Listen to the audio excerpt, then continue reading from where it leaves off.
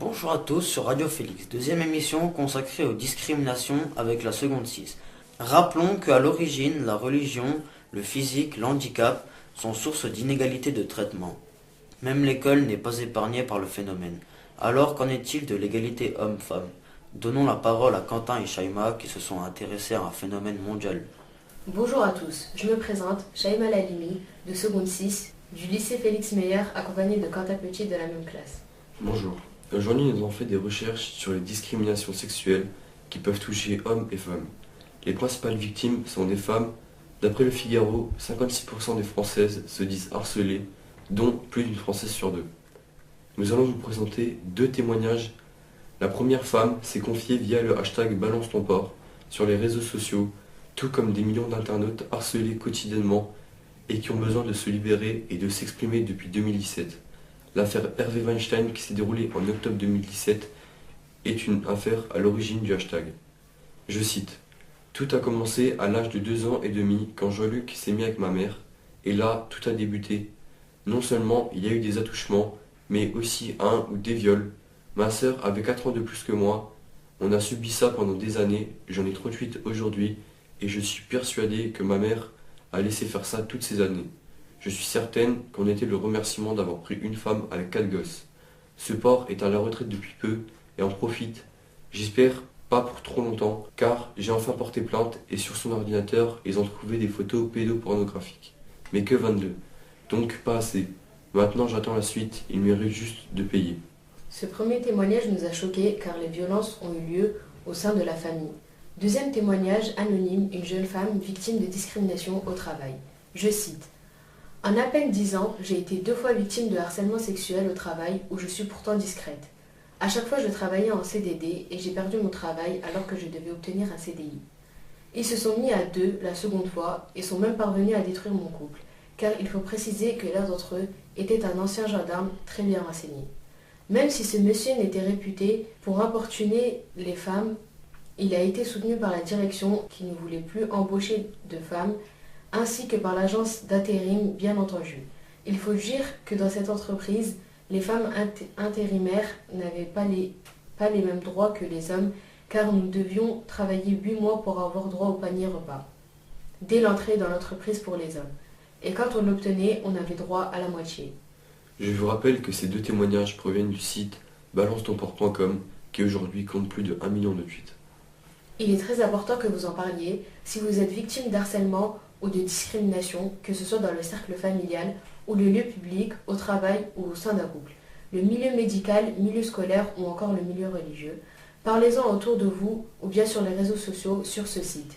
Si vous le souhaitez, vous pouvez très bien être en anonyme, il est important que les mentalités changent. En France, les lois contre le harcèlement sont punies d'1 an d'emprisonnement et de 15 000 € d'amende. Le fait de harceler autrui dans le but d'obtenir des faveurs de nature sexuelle à son profit ou au profit d'un tiers, la sanction est la même en cas de harcèlement moral. Il me semble que les inégalités dans le monde ont fait l'objet d'une attention toute particulière. Écoutons l'interview d'Amy. Alors bonjour, c'est Amy qui vous parle. Au sujet du jour, parlons de sexisme. Mais pour l'instant, posons-nous la question, c'est quoi? Une idéologie? Non, c'est une attitude de discrimination fondée sur le sexe. Que pouvons-nous faire contre? Nous allons le voir, mais d'abord, parlons bureau. Les agissements sexistes au travail vont être notre sujet du jour. Mais pour commencer, il faut déjà comprendre ce que c'est. Cela peut être une blague, des gestes, des commentaires qui visent à rabaisser, humilier le sexe opposé. Ensuite, nous pouvons parler de chiffres. Dans le milieu du travail, le salaire des femmes est inférieur de 19% par rapport à un salaire d'homme à poste égal. Seuls 14,6% des femmes occupent un poste de cadre libéral. Pour les secteurs d'emploi, elles sont très présentes dans les aides à domicile et les métiers dits sociaux. Nous allons maintenant préciser cette question à l'aide de mes invités, employés de la Force Corporation, M. Krein et M. Villaine. Bonjour à vous deux. Bonjour. Bonjour. Alors, M. Krein, que pensez-vous du sexisme? C'est une attitude dégradante envers les personnes du sexe opposé, qui ne devrait pas exister et contre laquelle je ne suis pas d'accord. Quant à vous, M. Villaine? Eh bien, pour ma part, c'est un point que je ne souhaite pas exprimer mon opinion au public. Je vois. Bien. Maintenant, savez-vous que le sexisme est puni par la loi depuis 2015? Oui, et c'est très bien, même si je trouve que cette loi a été votée beaucoup trop tard. Je vois. Quant à vous, monsieur Willem? Ben moi, je pense que cette loi est un peu quand même mal, je dirais, fichue. Parce que selon la gravité de l'acte, il faudrait que les sanctions soient adéquates. Parce que le sexisme peut avoir différents degrés. Par exemple, ça peut être une simple, je dirais, boutade, des petites blagues, jusqu'au point de harcèlement. Donc après, les sanctions devraient être gradées selon cet ordre, et pas être la même sanction pour tous les cas. C'est un point de vue très intéressant.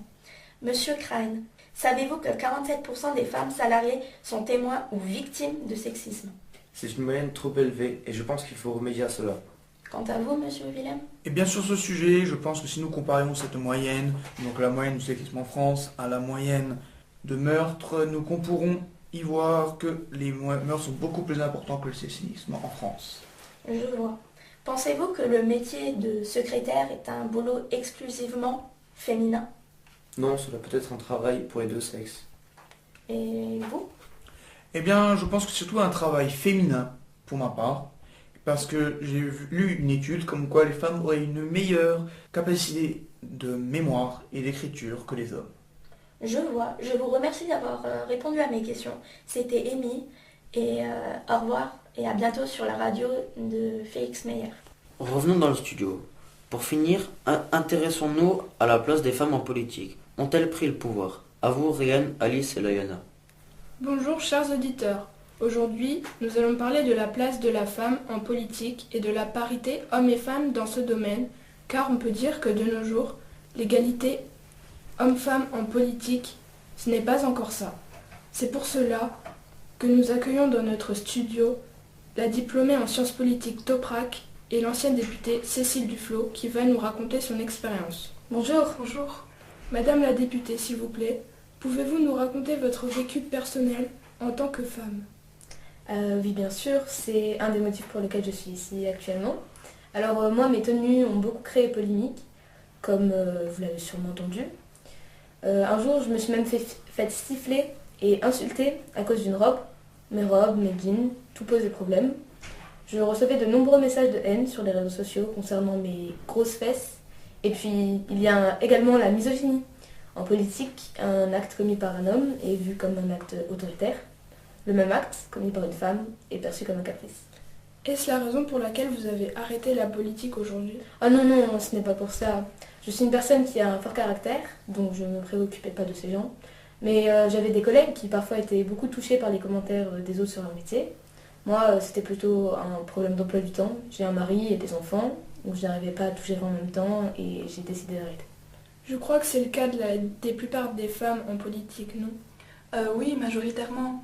Malgré les nombreuses lois qui rétablissent la parité hommes-femmes en politique, le nombre de femmes au Parlement ou dans les assemblées territoriales reste assez faible.